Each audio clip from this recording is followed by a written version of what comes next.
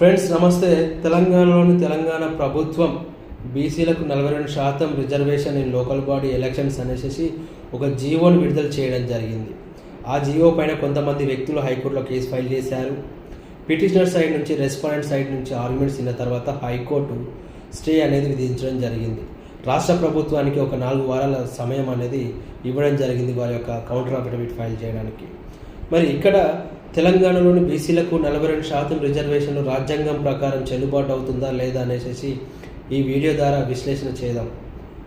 అయితే రాజ్యాంగంలోని ఆర్టికల్ 15 మరియు 16 ప్రకారము రాష్ట్ర ప్రభుత్వానికి ఎవరైతే వెనుకబడిన తరగతి వాళ్ళు ఉంటారో బీసీలకే కానీ, ఎస్సీలకే కానీ, ఎస్టీలకే కానీ ఆర్థికంగా కానీ, సామాజికంగా కానీ అభివృద్ధి కోసము తోడ్పడడానికి వాళ్ళకి రిజర్వేషన్ కల్పించే అధికారం కల్పించింది.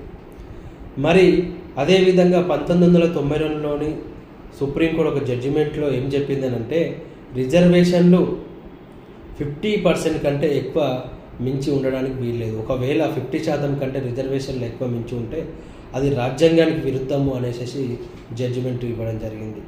మరి ఈరోజు 42% రిజర్వేషన్ బీసీలకు ఇవ్వడం ద్వారా తెలంగాణలోని మొత్తం రిజర్వేషన్ల శాతం 67% అవుతుంది. అంటే మోర్ దెన్ 50%. మరి ఇప్పుడు ఇది రాజ్యాంగానికి విరుద్ధమైనది. సో ఇంకా అలాంటి జడ్జిమెంట్లను సుప్రీంకోర్టు ఏం చెప్పింది అని అంటే నిజంగా ఎవరికైతే రిజర్వేషన్లు అవసరమో, నిజంగా వాళ్ళు వెనుకబడి ఉన్నారు, సామాజికంగా ఆర్థికంగా వాళ్ళకు ఇబ్బందులు ఉన్నాయి, సో వారి కోసం మళ్ళీ 50% రిజర్వేషన్ దాటిన రాజ్యాంగం పరంగా వ్యాలిడిటీ అవుతుంది.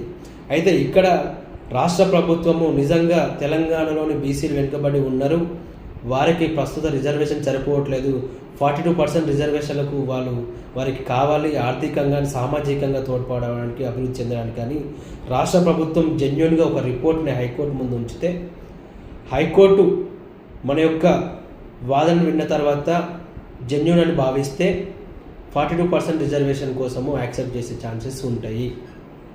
అయితే తెలంగాణలోని బీసీలు చాలా వెనుకబడి ఉన్నారు, రిజర్వేషన్లు వారికి ఖచ్చితంగా అవసరం. ఈరోజు బీసీలు తెలంగాణలో 50% కంటే ఎక్కువనే ఉన్నారు.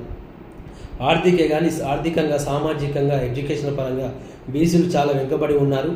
తెలంగాణలో ప్రతి ఒక్కరూ బీసీల యొక్క అభివృద్ధికి తోడ్పడాలనేసి ఈ రిజర్వేషన్లకు అన్ని పార్టీలు సపోర్ట్ ఇవ్వాలనేసి మనస్ఫూర్తిగా కోరుతున్నాను. Thank you friends.